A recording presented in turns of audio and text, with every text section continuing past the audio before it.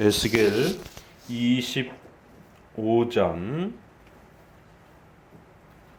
이방인들조차도 이제 교회로 초대가 되어지는, 그래서 한편으로는 이방인에 대한 엄중한 심판이 경고되어 있지만, 그러면서도 또 중간중간에 애굽의 사람들이 또 모압과 암몬의 사람들이 그리스도께로 돌아와 또 하나님을 찬송하게 될 것이다라고 하는 또 이방 나라의 구원을 이렇게 함께 포함하고 있는 것을 보게 됩니다.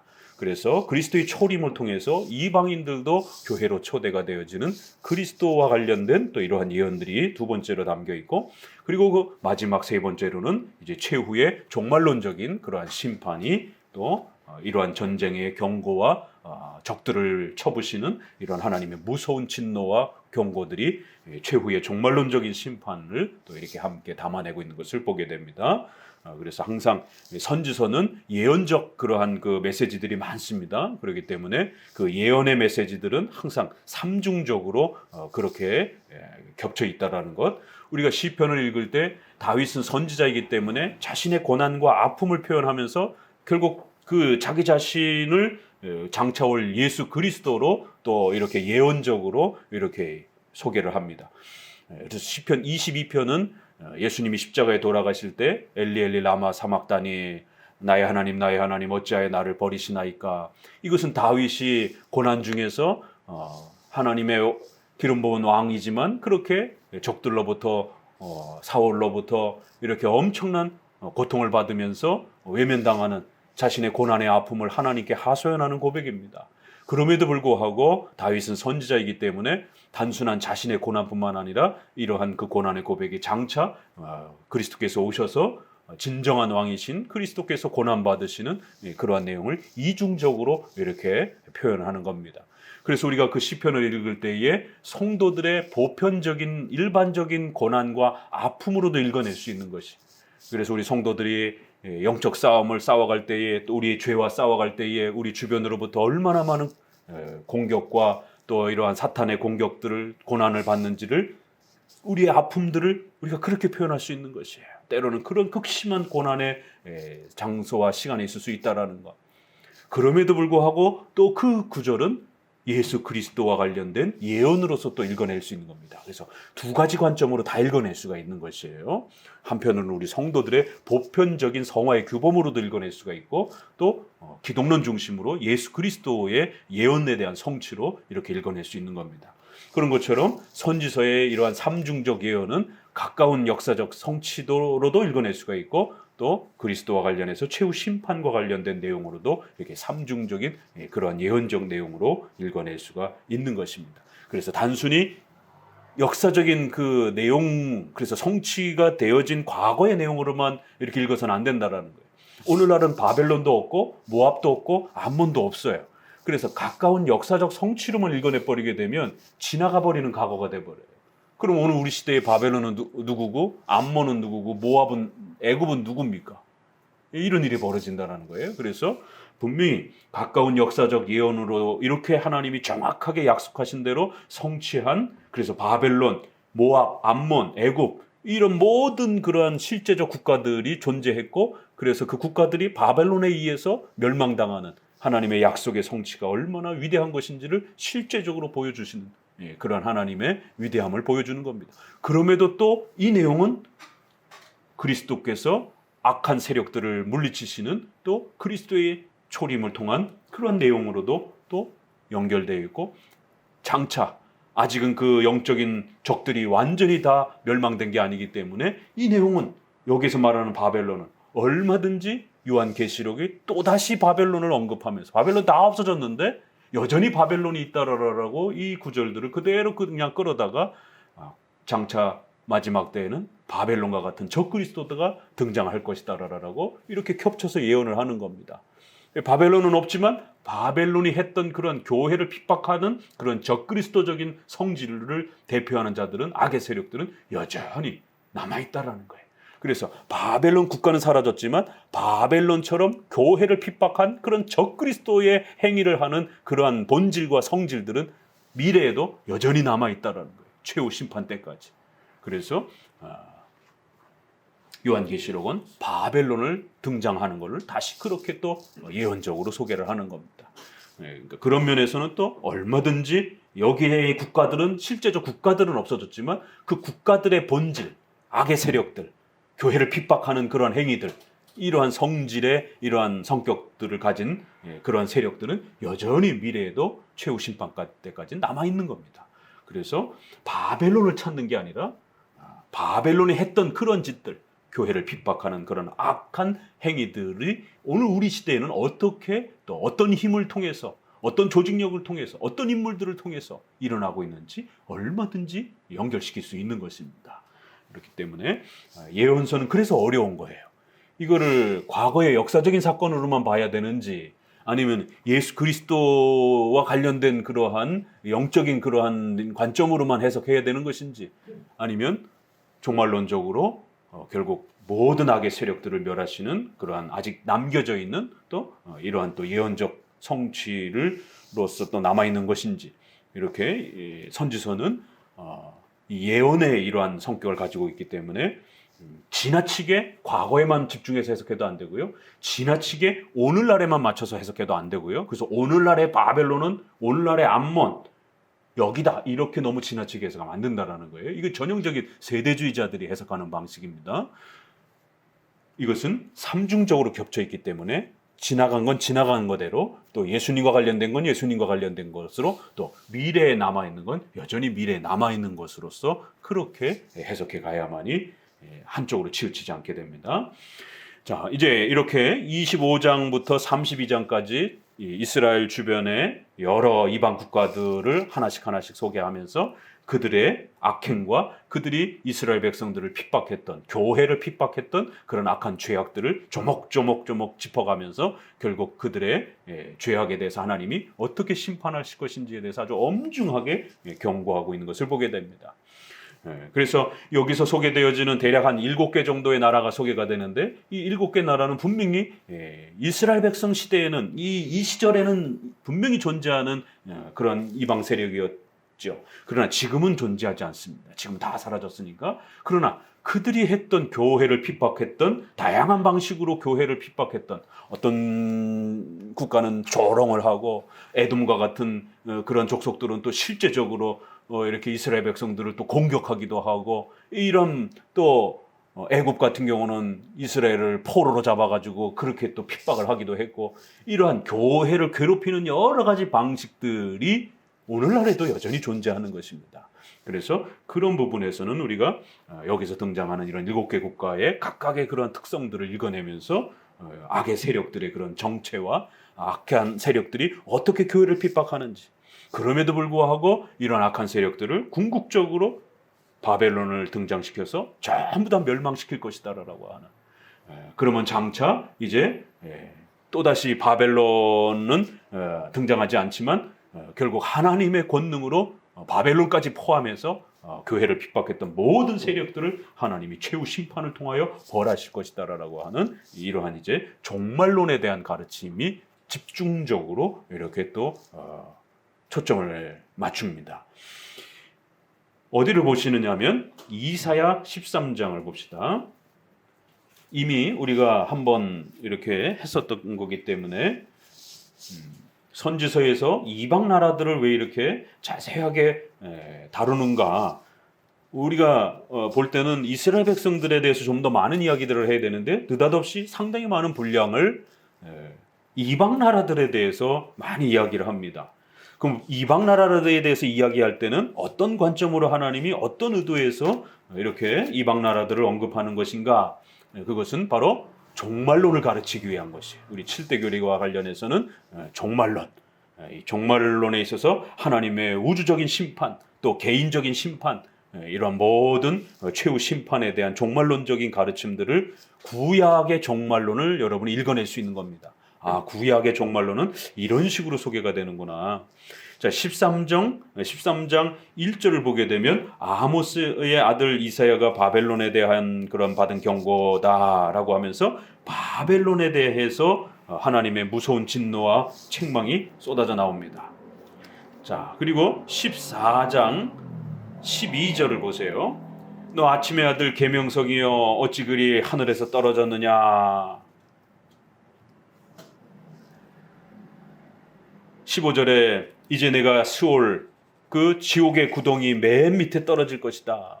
이 바벨론이 결국 궁극적으로 멸망할 건데 그 바벨론은 아주 뛰어난 아침의 아들 계명성처럼 가장 빛나는 그런 별처럼 빛나는 그런 위대한 아름다움과 권세를 가지고 있었는데 타락하여 결국 교만함으로 타락하여 하나님 앞에 대적하는 그런 자가 되었다라는 거예요.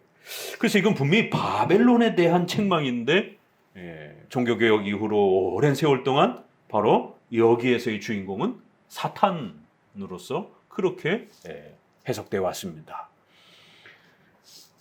이처럼 예언적 내용을 담고 있기 때문에 바벨론에 대한 책망이면서도 또 결국 그 바벨론이 대표하고 있는 교회를 핍박하는 이런 악한 세력으로서의 여기서 아주 이렇게 특별한 그 권세와 이러한 권위를 받은 그러한 자가 결국 타락하여 더 악해져서 교만해져서는 더 많은 나쁜 짓을 이렇게 행하는, 그래서 교회를 핍박하는, 그래야 결국 그가 하나님의 심판으로 인하여 저 지옥의 가장 무서운 벌을 받게 될 이러한 또 경고들을 쏟아냅니다.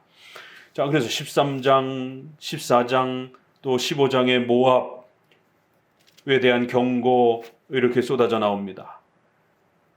또 18장에는 구스 이렇게 하면서 13장에서 23장까지 상당히 많은 분량이죠. 10장이 넘게 그렇게 이방 나라들에 대한 부분들을 집중적으로 소개하면서 그 이방 나라들이 어떻게 멸망할 것인지에 대해서, 또 그들이 잘못한 게 무엇인지에 대해서 이렇게 아주 낱낱이 추적합니다.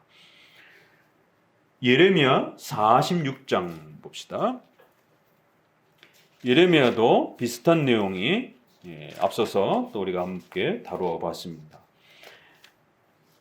예레미야 46장부터 51장까지 또 후반부에 46장을 보니까 이방 나라들에 대하여 선지자 예레미야에게 임한 여호와의 말씀이라 그러면서 애굽에 관한 것이다 그러면서 결국 애굽을 하나님께서 심판하실 것이다라는 거예요. 10절에 보니까 그날은 주 만군의 여호와께서 그 대적에게 원수 갚는 보복의 날이라, 이렇게 아주 무서운 표현이 이렇게 소개하면서 여호와의 날, 그 날, 하나님의 날, 이게 이제 선지서에 보게 되면 상당히 많이 등장하는 표현입니다. 그래서 단지 바벨론이 쳐들어와서 애굽을 멸망시키는 역사적으로는 그 내용이에요. 그러나 성경은 역사책이 아니기 때문에, 성경은 세계사책이 아니란 말이에요. 성경은 하나님이 누구신지를 가르치는 하나님의 계시의 책이란 말이에요. 하나님의 말씀이기 때문에 하나님이 누구신지를 가르치는 것이지 단순히 바벨론이 애굽을 쳤다, 그러한 그 고대 역사를 소개하는 목적으로 기록된 게 아니란 말이에요.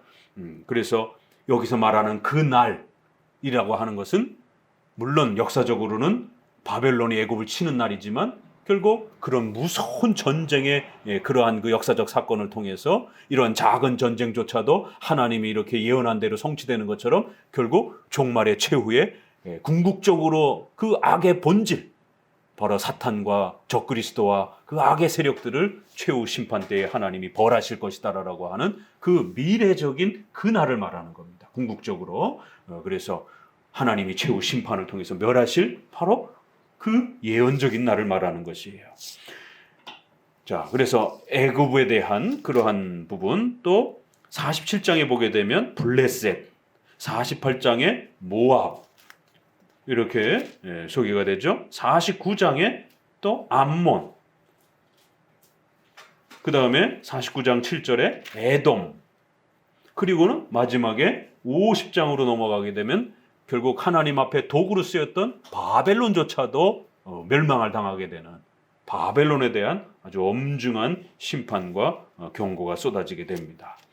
자, 다시 돌아오셔서요.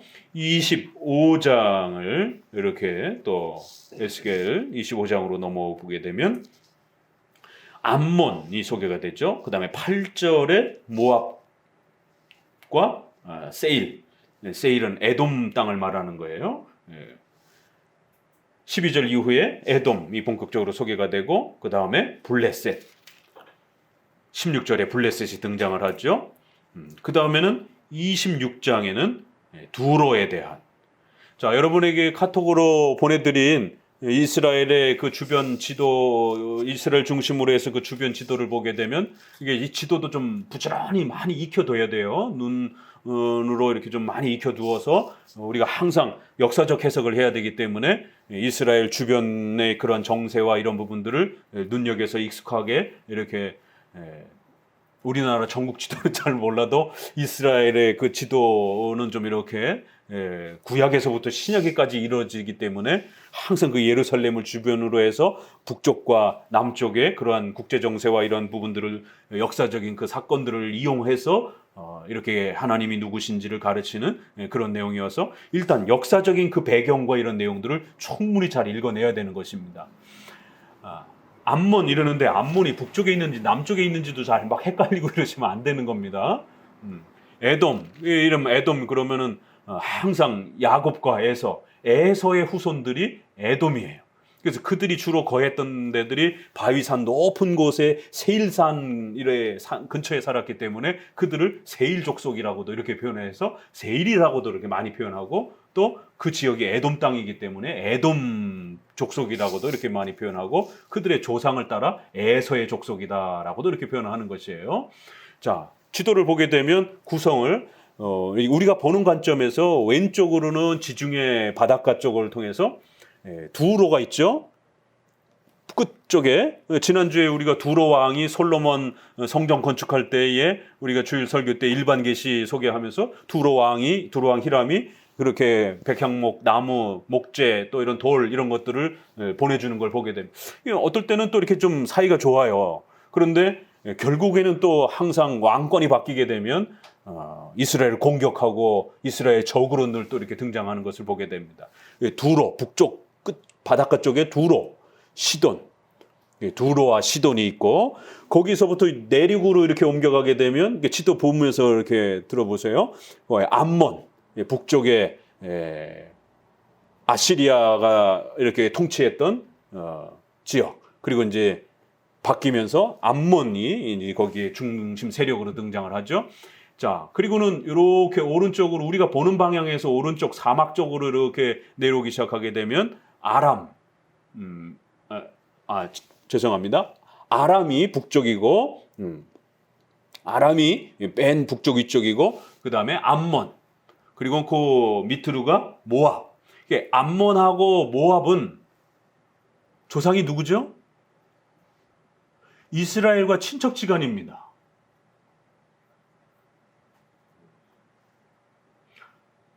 암몬과 모압이 처음으로 등장할 때가 이제 성경이 창세기에서 소개를 할 때에 모압과 암몬 족속이었더라 이러면서 이제 그 후손들을 소개합니다. 그 조상이 어디로부터 누구로부터 나왔느냐면 아브라함 시대로 거슬러 올라가서 기억이 나시나요? 모든 성경 우리가 오직 성경에도 집중해야 되지만 전체 성경 신구약 전체 성경을 항상 이렇게 연결해서 이 훈련을 끊임없이 해야 됩니다.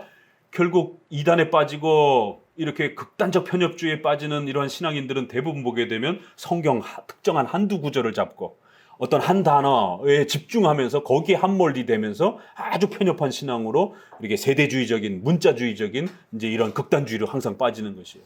이 전체 성경을 이렇게 훈련하는 이 훈련을 하게 되면 그러한 편협함에 빠지지 않게 됩니다. 모압, 암몬 어디로 거슬러 올라가면 롯, 아브라함의 조카인 롯, 소돔과 고모라가 멸망을 할 때 결국 아버지하고 두 딸만 겨우 살아나오잖아요. 그럴 때에 남자가 없으니까 딸들이 자손에 대한 걱정이 생겨가지고 결국 계대 결혼을 듣기는 들은 거예요. 어설피. 이스라엘 백성들은 다 알고 있습니다. 조상 대대로 이렇게 입을 통해 가지고 계속 가르쳐 왔기 때문에 모세를 통해서 아직 기록 성경이 기록되기 전이잖아요. 그런데도 유다 집안에 벌써 오난 이러한 그 다말 사건 창세기 38장이 그 바로 계대 결혼 대를 이어줘야 되는, 형이 아들이 없이 죽으면 형수를 동생이 취해서 결혼을 해서 아들을 낳아주고 재산을 물려주면서 그 집안의 가문을 이어줘야 되는, 자손이 끊기지 않게 해야 되는, 그래서 대를 이어준다. 그래서 계대 결혼. 형이 죽으면 형수를 취해서 아들을 낳는다. 그래서 형사 취수법, 이렇게 결혼 제도가 있습니다. 이걸 어설피 듣긴 들은 거예요. 그러니까 남자가 없으니까 집안의 대를 잇기 위해서는 어떻게 해야 되는가? 아버지라도 취해가지고 딸들이 아버지하고 성관계를 해서라도 자식을, 우리 가문의 롯의 가문을 이어야 되는 거 아니겠는가? 자기들 나름대로는 열심히 고민을 한 거예요. 그 두 딸이. 그래 놓고는 성경을 제대로 이해를 못해서, 분명히 아브라함이 있잖아요. 그 삼촌 집안이 분명히 그 가까이 있는데, 그 불신앙이죠, 결국. 그러니까 분명히 아브라함이 롯도 구해주고 그걸 다 봤단 말이에요. 롯의 가족들은 아브라함이 얼마나 도와줬는지, 또 그 근처에 살고 있는지를. 그러면 믿음으로 아브라함의 이렇게 자손들하고 결혼하면 되는데, 결국 그 불과 유황으로 소돔과 고모라가 다 죽어나가는 것을 보니까 겁이 나가지고는 이제 꼼짝달싹도 못하고 밖에 나갈 엄두도 못 내면서 결국 불신앙에 빠져가지고, 그러면서도 또 계대 결혼은 또 어떻게 짬뽕으로 엮어가지고 그렇게 아버지에게 술을 먹여가지고 첫째 딸이 들어가서 결국 성관계를 하고 아들을 낳고 모압 족속의 선조가 되는 겁니다. 그리고 암몬 족속의 선조가 되는 거예요. 둘째 또 딸이 이제 내가 들어갔으니까 너도 들어가서 아버지와 관계를 하고 자식을 낳아라, 이러면서 마치 그게 무슨 대단한, 자기들이 계대 결혼을 지금 성취하고 있는 것처럼, 이러한 내용들이 롯의 그 두 딸. 그래서 결국 아버지가 딸과 결국 관계를 맺고 자식이 태어나는, 결국 하나님은 계대 결혼은 그런 의도가 아니었단 말이에요. 결국 그 불신앙의 행위를 통해서 악을 행하는, 그래서 결국 대대손손 이스라엘을 괴롭히는, 분명히 아브라함과 롯의 이러한 그 가문의 형제지간의 출신이었지만 결국 이스라엘을 대대손손 괴롭히는 그런 악한 세력으로 이렇게 항상 등장을 하게 됩니다. 그래서 암몬, 모압, 이렇게. 다윗이 사울을 피해가지고 도망을 가죠? 어디로 도망을 갑니까? 이 사돈의 팔촌인 거예요, 모압과 암몬은. 그래서 모압으로 도망을 가가지고 자기 집안 처들과 자식들을 다 모압에다가 피신을 시켜놓고, 왜? 거기 거슬러 가면 다 할아버지, 고조 할아버지 뭐 이렇게 다 연결이 된단 말이에요. 그러니까 어찌됐든 그래도 자기 핏줄 연결된 먼 친척이지만 그래도 자기 핏줄한테 의탁을 하면 도와주지 않을까, 이렇게 해서 결국 모압에다가 피신을 시키고, 본인은 또 하나님이 이스라엘 백성 안으로 다시 들어가라라고 하기 때문에 돌아오는 것을 보게 됩니다. 이렇게 모압, 암몬은 전통적으로 이렇게 이스라엘 백성들과 형제적, 혈육적 그런 관계가 있는 거예요. 자, 그리고 내려와서 또 그 유명한 에돔, 에서도 또 역시 혈육적으로 보게 되면 야곱과 에서, 아브라함의 이러한 또 가문의 출신이잖아요. 아래쪽에는 에서 출신은 에돔. 또 그리고 이제 돌아나가게 되면 삼손과 들릴라, 뭐 이 유명한 삼손의 이 싸움 역사의 배경이 되는 블레셋 지역, 그래서 지중해를 끼고 있는 블레셋 지역, 이게 전통적인 그러한 그 이스라엘에 둘러싸고 있는 그러한 적들이란 말이에요.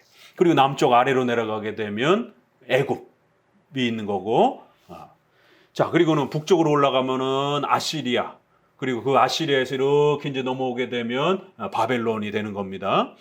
자, 이러한 그 주변 지역의 이러한 그 내용들을 이렇게 머릿속으로 이렇게 그려가면서 이제 25장부터 함께 보도록 합니다. 자, 25장 1절 여호와께서 말씀이 또 내게 임하여 가라사대, 인자야 암몬 족속을 향하여 그들을 쳐서 예언하라. 너는 암몬 족속에 이르기를, 너희는 주 여호와의 말씀을 들을지어다. 주 여호와의 말씀에 내 성소를 더럽힐 때에 내가 그것을 대하여, 이스라엘 땅이 황무할 때에 내가 그것을 대하여, 유다 족속이 사로잡힐 때에 내가 그들을 대하여 이르기를, 아하, 얼씨구나, 잘됐다. 이렇게, 이건 이제 조롱이죠. 그래서 이스라엘 백성들이 고난을 받고 하나님의 징계로 인하여 어려움을 당할 때 이 암몬 족속이 결국 모압과 암몬은 어찌됐든 그래도 혈육 집안인데 먼 친척이라 할지라도 그래도 혈육적인 그러한 관계를 갖고 있는 거란 말이에요. 그래서 아주 생판 남보다는 그래도 혈육적인 그 관계를 갖고 있는데 오히려 이스라엘 백성들이 고난과 어려움을 당할 때에 그 성소가 또 이렇게 파괴되어지고 공격을 받을 때 뒤에서 박수 치고 있는 거예요. 그러니까 이제 암몬 족속은 적극적으로 공격을 하진 않았는데 뭐 이렇게 협공을 해가지고 막 이스라엘 백성들을 공격한다든가 뭐 이런 죄는 아니에요. 그런데 이제 요 한 표현 안에 다 담겨 있는 거죠. 조롱하고 비웃고 그 성소가 파괴되어지는데 그러면은 어찌됐든 롯의 그 가문이면 어찌됐든 롯을 통해서 하나님에 대해서도 들었을 것이고 신앙의 법칙에 대해서도 온전히 아브라함 가문처럼 계승되진 않았을지라도 이렇게 신앙이 적어도 또 이렇게 약하게라도 또 전수가 됐을 거란 말이에요. 그러면 성막, 성전 이런 게 얼마나 중요한 것인지를 그래도 이렇게 전통을 통해서 들었을 텐데 성소에 대해서 아주 이렇게 비웃고 조롱하고 이스라엘 백성들이 고통받을 때 그걸 아주 좋다라고 그렇게 낄낄거리고 이런 비웃는 이러한 악행들. 결국 이제 암몬과 관련해서는 이 시기, 질투하고 조롱하고 무시하는 이제 이러한 교회를 향하여 이런 마음을 품는 그러한 주변 악의 세력들에 대한 그런 대표적인 그런 나라와 인물로서 이렇게 소개를 합니다. 자, 그러면서 또 그 다음 구절을 보니까 그러므로 내가 너를 동방 사람에게 기업으로 붙이리니 그들이 내 가운데 진을 치며 내 가운데 그 거처를 베풀며 내 실과를 먹으며 내 젖을 마실지라. 이 동방 사람은 이제 바벨론을 불러다가 너희를 전멸시킬 것이다라는 것이에요. 그럴 때에 여기 주어가 중요합니다. 내가. 이제 이후로 계속 보세요. 이게 일반 역사에서는 이런 내용들을 어떻게 서술하죠? 바벨론이 정치적인 어떤 그러한 그 협력 관계를 구축을 해서 결국 세력을 넓혔고 정치 세력이 약했던 암몬을 전쟁을 통해서 땅을 넓혔다. 그리고는 그때 이 바벨론 왕의 느부갓네살은 정치사적으로 강력한 그런 어떤 정치 행위를 발휘했던 사람이다. 이렇게 역사는 서술할 거예요. 그러나 성경은 그런 역사책이 아닙니다. 이것은 단순한 정치적 문제가 아니라는 거예요. 이건 단순한 경제적 문제가 아니라는 거예요. 이것은 단순한 군사적 문제가 아니라는 것이에요. 이것은 단순한 사회문화적인 이야기가 아니라는 겁니다. 오늘날도 미국이 전 세계에 이러한 그 패권을 가지고 전 세계에 영향력을 끼치고 있습니다. 그래도 그나마 다행인 것은 근대 사회의 공산주의와 민주주의가 대립을 하는 이러한 세력 속에 우리가 유튜브라든가 이러한 인터넷 자료도 보게 되면 그 1차 세계, 2차 세계대전을 중심으로 해서 공산주의 영향을 받은 나라가 벌겋게 표시하면서 얼마나 많이 거의 소련을 중심으로 해서 유럽도 거의 많은 나라들이 또 중국으로부터 시작해서 이 아래쪽까지 거의 다 그냥 벌겋게 이렇게 그 색칠이 되어지는 걸 보게 됩니다. 그리고 이제 민주주의 국가는 몇 개 이렇게 파란색으로 이렇게 표현을 하는 그런 그 백년사를 그런 유튜버가 있더라고요. 백년사를 국가의 정치 변화를 파란색과 빨간색으로 표현을 하면서 그걸 이렇게 빠른 속도로 얼마큼 빨갛게 번지고 또 줄어들고 바꾸고 이런 게 있어요. 한번 찾아보세요. 저도 참 잘 만들어가지고 이렇게 봤는데 그 100년 동안에 그 빨간 게 이렇게 확장되어지면서 결국 그 공산 세력들이 전 세계를 집어삼킬 뻔한 그런 위기들. 그럼에도 불구하고 신생국가였던 결국 그렇게 도망자들이 도망가서 그렇게 맨 땅에 그냥 빈손으로 가서 세운 나라가 아메리카 아니겠어요? 그런 나라가 결국 100년도 안 돼서 세계 최강대국이 되어지면서 어찌됐든 그 나라가 청교도의 영향을 받아서 기독교 국가로서의 이런 자리매김을 했고 그런 민주주의의 가치를 표방했고 그런 나라가 세계의 그런 힘과 권세를 가지면서 공산주의와 싸우는 절대적인 결정적인 역할을 감당을 하는 미국이 아니었으면 2차 세계대전을 어떻게 말할 수 있겠습니까? 그 일본의 그 시대 당시에 항공모함이 존재한 그런 나라란 말이에요. 일본은. 독일이 얼마나 막강한 군사력을 가지고 있습니까? 아주 과학의 천재들이 다 독일의 아인슈타인부터 시작해가지고 이런 유명한 과학자들이 다 독일 계통의 사람들이고 상대를 할 수가 없었던 거예요. 그런 막강한 그 시절에 항공모함을 운영할 수 있었던 그런 그 나라. 유럽이 초토화되는 거예요. 대응할 만한 군사력을 가지고 있는 나라가 없는 거예요. 하나님이 미국을 그렇게 사용하지 않았다라면, 미국에게 그런 힘을 주시지 않았다라면 전 세계는 공산화될 수도 있었던 그러한 근대 세계의 위기를 우리는 똑똑히 봅니다. 그래서 기독교적 가치를 어찌됐든 가지고 있는 나라가 민주주의라고 하는 이 세계관을 가지고, 그리고 그러한 나라가 군사력의 힘을 구축하면서 이제 갓 100년도 안 된 나라가 1770년, 80년 미국 독립 기념일 아닙니까? 그럼 거의 1800년 되잖아요. 1800년에서 1900년, 100년도 안 된 나라가 세계를 상대로 해서 전쟁을 치를 수 있는, 그래서 2차 세계대전을 승리로 이끌면서 수많은 나라들이 혜택을 보면서 그렇게 이런 역사가 일어나는 거예요. 그건 거의 세계 역사를 보면 거의 불가능한 그런 어떤 정치적 변화죠.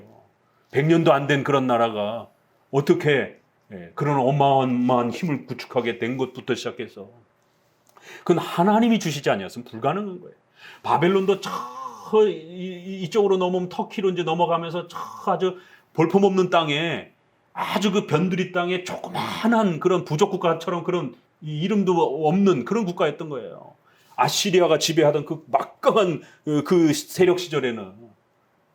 그런데 그 막강한 아시리아와 애굽이, 전통적으로 애굽은 얼마나 고대 문명 국가입니까?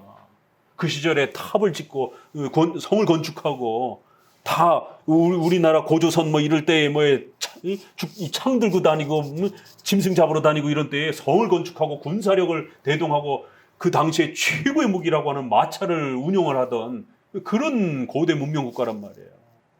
그런데 그런 나라들이 멸망을 하고 아주 볼품없는 바벨론이라고 하는 나라가 점점 커지면서, 그러면서 이사야서에도 그렇고 예레미야도 그렇고 에스겔도 그렇고, 이건 결코 우연이 아니다. 정치적인 어떤 힘이 아니라는 거예요. 군사 경제력의 문제가 아니라는 거예요. 내가, 하나님이 바벨론을 들어 사용하신 것이다라는 거예요. 그리고 그 막강한 아시리아를 하나님이 없애버렸다라고 합니다. 막강한 애굽을 하나님이 낮추셨다라고 말하는 거예요. 너무 건방지다라는 거예요. 하나님이 주신 그 힘과 권세를 가지고 이스라엘 백성들을 괴롭히는 악을 저지르더라는 거예요. 그래서 하나님이 벌하셨다라고 말하는 겁니다. 세계인들은 그걸 정치사적으로 해석하지만 성경은 내가, 하나님이 없앴다라는 거예요. 하나님이 새로운 나라에게 힘을 주셨다라는 거예요. 내가, 이 주어가 아주 의도적으로 강조가 됩니다. 내가 너를 동방 사람에게 기업으로 붙일 것이다라는 거예요. 다 갖다 줄 거라는 거예요. 바벨론에게 속국으로 다 줘버릴 것이다라는 거예요. 바벨론이 정치 군사력이 뛰어나가지고 이런 엄청난 나라들을 점점 영토를 확장해 간 게 아니다라는 거예요. 느부갓네살이 정치적으로 뛰어난 재능과 능력을 갖고 있어서가 아니라는 것이, 내가 준 것이다라는 거예요. 그들이 너희 가운데 진을 치며 내 가운데서 그 모든 것들을 집어삼킬 거라는 거예요. 내가 라빠로 약대의 우리를 만들며 암몬 족속의 땅으로 약물이 눕는 곳으로 삼은즉 너희가 나를 여호와인 줄 알리라. 하나님이 이러한 거대한 세계사의 이런 모든 역사의 변화를 통하여 하나님께서 일반 계시, 하나님이 누구신지를 하나님은 가르치신다는 거예요. 그러니까 우리가 역사적인 그런 세계사적 관점에서 보아도 그렇잖아요. 고대 문명 국가를 이렇게만 보아도 결국 애굽, 아시리아, 그리고는 느부갓네살에 의한 바벨론. 그런데 그 바벨론이 메데 파사라라고 하는, 오죽 힘이 약하면 두 나라가 같이 힘을 합치는 거예요. 혼자는 못하니, 힘이 약하니까 메데와 파사나라 두 나라가 함께 힘을 합쳐서 바벨론을 치는 것이, 그게 페르시아입니다. 나중에 이제 메데가 이제 그 페르시아에 합병이 돼가지고 페르시아가 이제 더 강력한 이제 통합 국가로 힘을 구축하는 거죠. 그러나 시작할 때는 얼마나 힘이 약했는지 서로 협력을 해가지고 메데와 파사가 그렇게 협공을 해가지고 겨우 바벨론을 치는 겁니다. 그 페르시아가 얼마나 대제국을 이뤘습니까?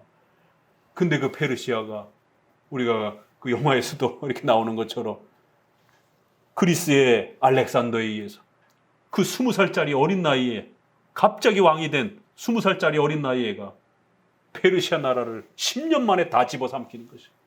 그래서 그리스가 결국 세계 강대국 제국이 돼버리는 것입니다.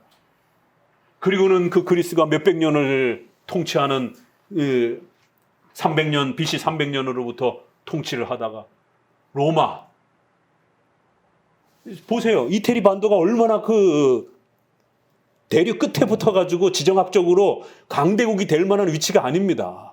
왜냐하면 이렇게 반도 국가이기 때문에 이렇게 세력을 뻘치기가 너무 연약한 것이죠. 그래서 아주 지정학적으로도 위치도 나쁘고, 그런데 그러한 나라가 힘을 키우기 시작하면서 한니발, 스키피오, 그 한니발이 스키피오에게, 로마의 그 장군이었던 스키피오에게 지지 않았다라면 한니발이 또 다른 세계 역사를 만들 수도 있었던 것이에요. 왜? 한니발은 세계 최고의 장군이었기 때문에.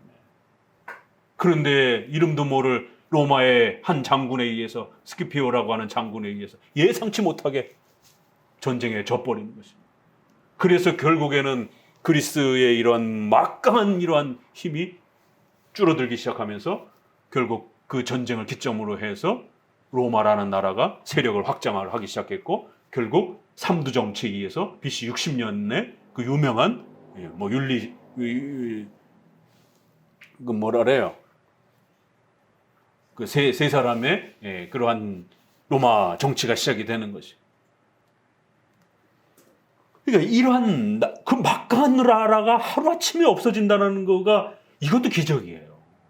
그리고 또 자그마한 그 나라가, 변방의 나라가 그 엄청난 힘을 갑자기 그렇게 구축하는 것도, 20살짜리가 어떻게 10년 안에 그 대제국을 다 집어삼키는지.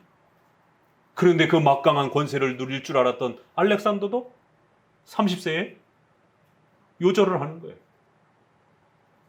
하나님이 허락하시면 그 권세를 누릴 수 없는 거예요. 달랑 10년 전쟁하면서 영토를 확장하다가 갑작스레 죽은 거예요. 이게 반란에서 죽은 건지, 풍토병에 의해, 전염병에 의해서 죽은 건지 역사학자들은 여러 해석들을 합니다. 그러나 성경을 보니까 하나님이 단절을 시켰다라고 말하는 것이에요. 하나님이 기뻐하는 자를 세우시고 하나님이 미워하는 자를 또 무너뜨리신다라는 것이에요. 그래서 25장에는 이처럼 내가 이 일들을 진행한다라는 거예요. 그리고는 이러한 역사적인 이러한 흥망성쇠를 보면서 도무지 과학적으로 설명되지 않는, 도무지 일반 상식으로 설명할 수 없는 이런 역사의 변화들을 세상 사람들이 보면서 깨달으라고.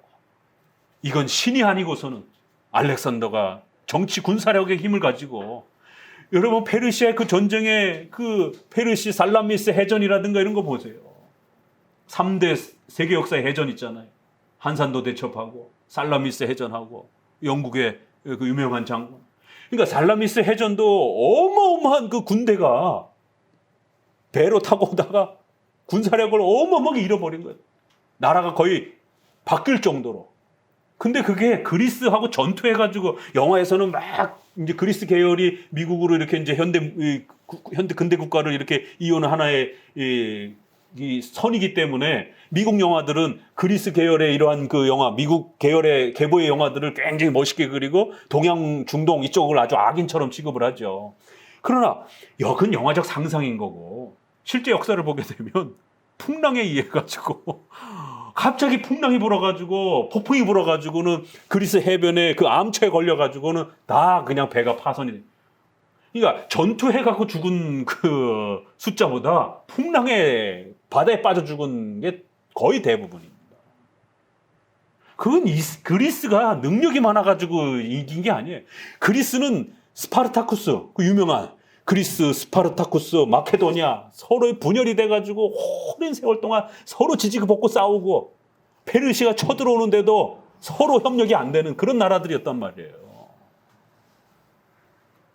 그런 조그만한 이런 그 영토를 가진 그런 나라, 그것도 겨우 이렇게 협력도 안 되는 그런 나라가 세계 최고의 군사력을 가진 그 페르시아 앞에 그 감당이 안 되는 거예요, 정치사적으로. 그런데도 자연재해 때문에 떼받치 나면서 그 강대국이 힘을 잃을 정도로. 그래서 에스더서 배경이 되는 겁니다. 에스더서에 바로 그 페르시아를 전을 앞두고 이 크세르크스가 영어로는 이제 크세르크스라라고 이렇게 표현을 하는 겁니다. 히브리 표현으로는 다르게 표현되지만 그 에스더의 왕이 본처를 없애버리고, 왜요? 귀족들을 모아놓고 페르시아 전쟁을, 그리스와 전쟁을 치르기 위해서 도모하고 그러는데 정치적인 불협화음이 나는 거예요. 왜 갑자기 왕비가 왕의 말도 안 듣고, 그건 죽음입니다. 그런데도 갑자기 왕비가 마음이 이상해져가지고는 왕한테 막 대들고 막 왕이 오라 그러는데도 오지도 않고, 이건 상상할 수 없는, 고대 세계는 왕은 신인데 왕비는 힘이 없잖아요. 그런데도 막 왕비가 대드는 거예요. 뭐. 잔치에 가기 싫다라고, 사람들 앞에 조롱거리 된다라고. 이게 정신 나가지 않는 이상 어떻게 그런 저항을 할 수가 있습니까? 하나님이 그 역사를 그렇게 주관하지 않으면 일반 역사적으로 설명될 수가 없는 거예요. 자기 가문과 자기 집안 이런 여러 가지 생각하면 그 왕비가 감히 그런 짓을 할 수 있겠어요? 그런데도 그 왕비가 정신이 이상해서 그렇게 왕에게 대들었고, 그래서 결국 왕은 화가 나가지고 중요한 전쟁을 앞두고 있는데 결국 왕비가 그딴 짓을 해서 결국에는 이 권위와 권세 이런 부분들이, 왕의 이런 명령이 체계가 다 붕괴가 될 위기가 닥치고 그러니까 왕비를 폐해시켜버린 것이. 결국 그 전쟁의 이러한 그 핑계들을 그렇게 왕비에게 쏟아붓는 것이. 정치적인 그런 목적으로 행했지만 하나님의 역사 속에서 에스더를 왕비로 앉히기 위한 거대한 하나님의 이러한 세계 전쟁의 역사에 이런 내용들을 보게 돼요. 그러니까 일반사로는 설명이 도무지 되지 않는, 그 권세를 가진 자가 갑자기 죽는 것도 그렇고, 그 권세를 가진 자가 그렇게 느부갓네살이 또 갑자기 정신이 이상이 돼가지고는 치매가 걸려가지고 그렇게 7년 동안 땅바닥을 뒹굴면서 풀을 뜯어먹으면서 그렇게 사람이 미쳐버리는 것도 그렇고, 이걸 어떻게 우리가 상식적으로 설명할 수 있겠습니까? 일반 세계 역사도 이건 도저히 상식적으로 설명할 수 없는, 갑자기 그렇게 자연재해가 불어닥쳐서 결국 전쟁이 멈추게 되고 강대국이 붕괴가 되고 또 새로운 나라가 등장을 하고, 그러니까 아무리 군사력을 갖춰놨어도, 아무리 경제력을 갖춰놨어도 페르시아와 그리스의 전쟁은 그건 게임이 안 되는 전쟁이었던 거예요. 군사력 차이에 보이게 되면. 그런데도 진 거예요. 설명할 수 없는 역사가 일어난 거죠. 느부갓네살이 얼마나 무서운 왕이었습니까? 점령을 하면 고레스 왕은, 페르시아의 고레스 왕은 조금 그래도 정치적으로 이렇게 타협을 하는 그런 스타일이었다고 그래요. 그래서 이렇게 식민지 국가로 이끌어가잖아요. 그래서 이스라엘 백성들도 돌려보내고 식민지의 거기에 통치자를 총독을 세우고 반란만 안 일으키면 일정한 부분으로 세금만 바치고 자유를 주는. 근데 바벨론은, 느부갓네살은 그런 사람이 아니에요. 그냥 뭐라 그래, 전멸작전. 싹 죽여버리는 거예요. 그리고는 반란을 도모할까 봐 사람들을 십자가에다가 꼬챙이 꼽아가지고 마을에다가 쫙 이렇게 배열을 하고, 이 세계사에서도 나오는 아주 악독하기로 유명한, 사람을 그렇게 아주 본보기로 반란을 일으키면 아주 그냥 다 죽이는 거예요, 그냥.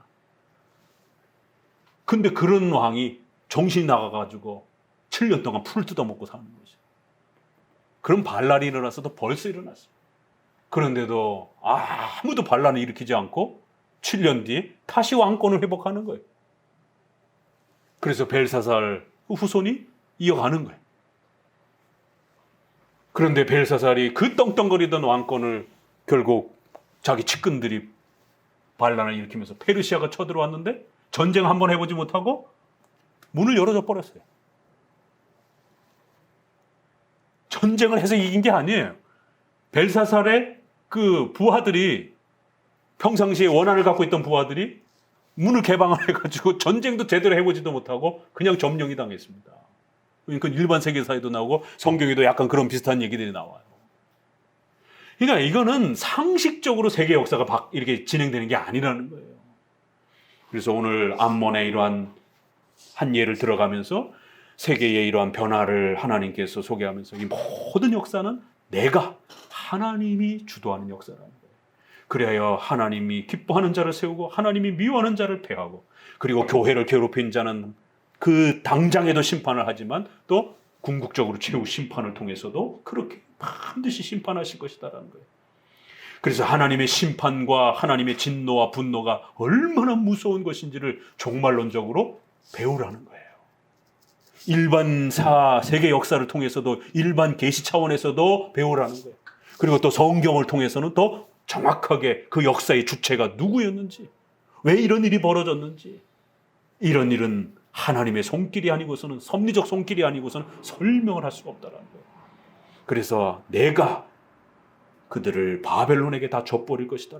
그래서 결국 그들이 구원의 목적은 아닐지라도 하나님이 얼마나 무섭고 두려운 분인지 여호와를 알게 할 것이다라는 거예요. 이건 일반 계시적 차원입니다. 심판주로서 그들이 하나님을 두려워하게 할 것이다. 하나님이 없다, 하나님이 무능력하다, 이렇게 깔보지 못하도록 이러한 세계사적인 그러한 심판과 역사를 통해서 하나님은 반드시 핑계하지 못할 정도로 하나님이 살아계심과 신이 아니고서는 이걸 설명할 수 없는 그러한 역사로 그렇게 하나님은 자신을 드러내실 것이다라는 거예요. 우리가 우주 만물의 자연 변화를 통해서도 하나님 자신을 드러내듯이 우리 인류의 역사의 이러한 변천 과정을 통해서도 하나님이 살아계시지 않으면 이건 설명되어질 수 없는 그러한 일반 계시 차원에서 신이 존재한다라는 것을 아주 명백하게 하나님은 드러내실 것이다라는 거예요. 내가 주 여호와인 줄 너희가 알게 될 것이다. 6절을 또 봅니다. 나 주 여호와가 말하노라. 내가 이스라엘 땅을 대하여 손뼉을 치며 발을 구르며 마음을 다하여 멸시하여 즐거워했느니라. 한 번 더 설명되죠. 그 죄가 뭔지? 이제는 막 발도 구르고 손뼉도 치고 이러면서 깔깔대고 교회가 붕괴되어지고 교회가 고난받을 때 그렇게 비웃고 조롱하는. 오늘 지금 우리가 코로나 사태에서 어떤 일을 겪고 있습니까? 수많은 그러한 감염되는 처소에서도 교회가 감염이 되면 대문짝만하게 그렇게 뉴스에다가 보도를 하면서 교회를 손가락질하고 조롱하고, 그래서 암암리의 성도들 스스로도 믿음이 연약해져 가면서 마치 교회를 가면은 코로나에 전염이 될 것처럼, 그래 놓고는 직장 가서 생활 다 하고, 마트 가서 시장 다 보고, 식당 가서 동료 직장들하고 마스크 벗고 밥 다 먹고, 그러면서 주일날 올 때는 또 두려워하는 거예요. 아, 교회 갔다 전염되는 건 아닌가. 모든 곳이 전염될 수 있죠. 더더구나 식당은 더 위험하죠. 마스크 다 벗고 밥 먹는 것은 더 위험한 거. 그런데 마스크 벗지도 않고 그저 예배만 드리고 그리고 가만히 앉아 있다가 돌아가는 교회에 오는 게 온갖 눈치와 온갖 조롱의 대상이 되었어요. 그래서 성도들 스스로도 위축이 돼가지고는 교회 가는 그 자체가 굉장히 신경 쓰이고, 또 우리나라의 이러한 굵직한 대기업 회사가 그렇게 교회를 갔니 안 갔는 일이 매일매일 그렇게 출퇴근하면서 그걸 조사를 하고, 교회 현장 예배 가는 거를 그렇게 의도적으로 이렇게 간접적으로 핀잔을 주면서 못 가도록 그렇게 여러 가지 대놓고 하면은 인권위에 올라가가지고 결국 고발을 당하니까 대놓고 하지는 못하고 은근슬쩍 그렇게 온갖 눈치와 조롱을 주면서 교회 가는 것에 대해서 아주 못마땅하게 이렇게 행하는 성도들이 조롱의 대상이 돼버렸어. 아, 이런 코로나 시국에도 아직도 교회를 가? 그러면서 본인들은 식당 가서 밥 먹고 마트 가고 뭐 영화관도 가고 뭐 놀러도 가고 자기네들은 할 거 다 하면서, 그러면서 교인들이 교회는 가면은 마치 무슨 전염병을 옮겨오고 전염병을 퍼뜨릴 것처럼, 이 시대나 오늘 우리 시대나 성도들을 조롱하고 손뼉치고 발까지 구르면서 그렇게 히덕거리면서 욕하고 조롱하는 이런 악한 모습들은 여전한 것이. 그래서 하나님께서는 그 시대에 가장 교회를 조롱하고 비웃고 공격했던 암몬을 대표성으로 그렇게 내세워서 암몬처럼 교회를 조롱하고 비웃는 이런 모든 세력들이 하나님 앞에 어떻게 멸망당할 것인지에 대해서 아주 무섭게 경고함으로 종말론적인 심판을 통하여 하나님이 살아계시고 하나님이 반드시 그런 악행자들을 심판하실 것이다라고 경고하는 것입니다. 비록 암몬은 없어졌어요. 그러나 여전히 오늘날도 암몬과 같은 악한 세력들은 존재하는 것이고, 그런 악한 세력들은 반드시 하나님이 벌하실 것이다라는 거예요. 그래서 온 만방이 하나님이 살아계시다라고 하는 거라. 하나님의 심판이 아니고서는 이거 설명할 수 없다라는 것을 깨닫게 될 것이다라는 거예요. 내가 주 여호와인 줄 알게 될 것이다라는 거예요. 7절도 보니까 그런즉 내가, 여기도 또 내가 손을 내 위에 펴서 너를 다른 민족에게 붙여 노략을 당하게 하면 너를 만민 중에 끊어버릴 것이다라는 거예요. 내가, 이건 정치적 사건이 아니라는 거예요. 경제적 사건이 아니라 바로 하나님이 암몬을 싫어하셔서 결국 바벨론을 이용해서 암몬을 전멸시킬 것이다라는 거예요. 열국 중에서 패망케 하여 멸망시킬 거라는 거예요. 내가 나를 여호와인 줄 알리라. 이제 어느 구절이 중심 구절인지 알겠죠? 문맥적 해석. 그렇죠? 문맥적 해석을 우리가 하다 보면 서두에 나오기도 하고 반복적으로 나오기도 하고 끝에 강조점이 나오기도 하고 이렇게 반복적으로 아예 문장 전체를 계속 반복하는 거예요. 이런 일은 결코 우연히 일어난 게 아니라 정치적, 경제적 사건이 아니라 하나님이 누구신지를 드러내기 위한, 하나님이 얼마나 두렵고 무서운 분인지를 증명하기 위한 그러한 일반 계시적 차원에서의 이런 세계적 사건이라는 거예요. 8절에도 계속합니다. 모압에 대해서 나 주 여호와가 말하노라 모압과 세일에 이르기를 유다 족속은 모든 이방과 일반이라 하도다. 여긴 뭐라고 또 비웃어요? 유다 족속은 다른 나라들과 비교해 봤을 때 별반 차이 없더라는 거예요. 뭐 지네들이 맨날 대단하다라고 맨날 무슨 하나님의 특별한 백성이라고 맨날 떠들어대더니만 아이고 어려움에 처하니까 하나님이 하나도 안 도와주시네. 아이 하나님이 살아계셨으면 왜 저 모양 저 꼴이야 이스라엘 백성들이. 왜 저렇게 전쟁 속에서 도움도 못 받고 저렇게 맨날 비실비실하고 그렇게 고난을 당해. 일반 나라들이나 똑같이 무슨 이스라엘 나라가 무슨 교회가 무슨 특별한 곳이야. 여기도 역시 계속 비웃는 이런 조롱에 암몬이 했던 것처럼 또 역시 모압과 에돔 족속도 그렇게 비웃는 교회를 비웃고 조롱하는 너희도 똑같아. 그러니까 정치 군사적으로 연약하니까 그런 것이지 무슨 하나님이 도와줘서 그런 거야. 이런 식으로 조롱하는 거야. 9절에 그러므로 내가 모압의 한편 곧 그 나라 변경에 있는 영화로운 성읍들 베델시몬과 바알무온과 기라다임을 열어버리고 암몬 족속 일반으로 결국 동방 사람에게 붙여 기업을 삼게 할 것이다. 암몬이 멸망당한 것처럼 모압과 에돔도 결국 그렇게 멸망당하게 만들 것이다라는 거예요. 11절 같이 읽어봅니다. 내가 세 번째 등장합니다. 그들이 나를 여호와인 줄 알 것이다. 하나님은 이렇게 세계 역사를 통해서도 하나님이 분명히 살아계시다라는 것, 또 교회를 괴롭히면 반드시 벌을 받는다라는 것, 교회를 괴롭힌 왕들, 교회를 괴롭힌 국가들 결코 제대로 보존되지 않는다라는 거예요. 역사 속에 반드시 멸망하고 멸망할 때도 아주 가장 처참하게 그렇게 멸망될 것이다라는 거예요. 12절에 이제 에돔과 블레셋으로 넘어갑니다. 나 주 여호와가 말하노라 에돔이 유다 족속을 쳐서 원수를 갚았고 원수를 갚음으로 심히 범죄하였도다. 이것들은 한 걸음 더 나가네요. 그렇죠? 에돔은 어떻게 했다고요? 바벨론이 쳐들어올 때 협공을 하는 거예요. 그래서 길을 터주고 어떤 군량미를 제공하고 그러면서 이게 이제 역사서에 보면 나오는 거예요. 그래서 바벨론이 쳐들어올 때 그렇게 연약한 데를 이스라엘의 연약한 데를 먼저 쳐들어가 가지고 그렇게 이스라엘을 공격하고 또 이스라엘이 남아있는 그런 이렇게 뒤쳐져 있는 이스라엘 군대들과 백성들을 갖다가 쳐들어가 가지고 그들의 생명을 빼앗고 이 짓을 한 거예요.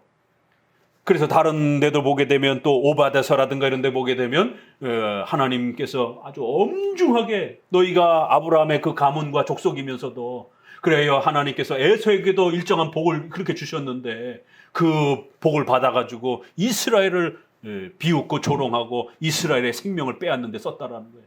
그래서 하나님이 분노하셨다라고 에돔을 가만두지 않을 것이다라고 이렇게 명하는 거예요.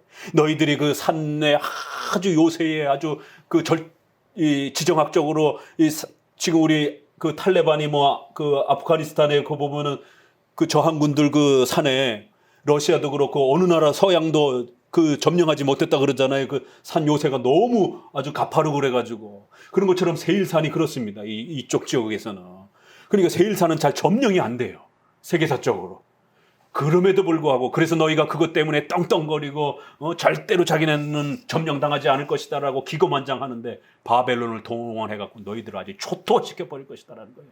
한 사람도 살려두지 아니하고 다 죽일 것이다라는 거예요. 이런 경고들이 쏟아집니다. 에돔이 범한 죄에 대해서 반드시 벌하실 것이다라는 거예요. 13절 그러므로 나 주 여호와가 이런 게 다 우리 이제 한글에는 그냥 이렇게 스무스하게 넘어가지만 이게 히브리어의 원문으로 보게 되면 다 나가 주어가 강조가 되어 있어요. 이렇게 두 번, 세 번 이렇게 표현되는 그 자체가 나 주 여호와가 말하노라. 내가 내 손을 그러니까 우리 국어도 히브리식으로 이렇게 읽는 훈련을 하시면 우리 국어를 읽으면서 히브리의 그 특성을 번역이 잘 됐기 때문에 이렇게 관심을 가지고 읽으면 보여요, 그게. 아주 그 1인칭이 굉장히 많이 강조됐잖아요. 나, 주, 여호와가 내가 내 손을 에돔 위에 펴서 사람과 짐승을 그 가운데서 싹 죽여버릴 것이다라는 거예요. 짐승 하나도 살려두지 않을 것이다라는 거예요. 내가 행할 것이다. 그들이 칼에 엎드러질 것이다. 이렇게 경고를 합니다. 자, 그러면서 14절 읽어봅니다. 내가 내 백성 이스라엘의 손을 빙자하여 내 원수를 에돔에게 갚으리니 그들이 내 노와 분을 따라 에돔에게 행한즉 내가 원수를 갚음인 줄을 에돔이 알리라. 나 주 여호와의 말이니라. 여기서도 또 강조하죠. 내가 원수를 갚은 그러한 역사임을 결국 나 주 여호와를 알게 될 것이다. 하나님께서 원수를 갚으신 그런 역사임을 깨닫게 될 것이다라는 거예요. 우연히 정치적인 그러한 사건이 아니다라는 걸 깨닫게 될 것이다라는 거예요. 그리고는 15절에 또 나 주 여호와가 이제 또 블레셋과 관련해서 옛날부터 미워하여 멸시하는 마음으로 원수를 갚아 진멸코자 하였도다. 그러므로 나 주 여호와가 말하노라. 내가 이제 좀 보이세요? 이게 아주 전형적인 구약의 그런 표현. 이게 국어 문법상으로는 이런 표현이 문장이 좀 어색해요. 나는, 내가 이런 걸 반복하는 말이다 보니까 우리 문법상으로는 굉장히 어색하죠. 근데 그냥 번역을 한 거예요. 이게 번역 차원에서 보게 되면 의도적으로 이렇게 있는 그대로 번역을 한 거예요. 왜냐하면 그 단어가 있다 보니까. 그래서 문법적으로는 주어를 한 번 써야 되지만 이게 히브리어를 그대로 거의 이렇게 번역한 쫓아서 이렇게 문자적으로 번역을 하려고 하다 보니까 주어가 이렇게 문법상에서는 좀 어색해도 그대로 이렇게 드러나는 겁니다. 내가 나 주 여호와가 블레셋 사람의 손 위에 펴서 그들을 끊어버릴 것이다. 남은 자를 진멸할 것이다. 17절 읽어봅니다. 분노의 책벌로 내 원수를 그들에게 크게 갚으리라. 내가 그들에게 원수를 갚은 즉 그들이 나를 여호와인 줄 알리라. 몇 번 나왔어요 지금 도대체? 한 5번, 6번 나왔어요.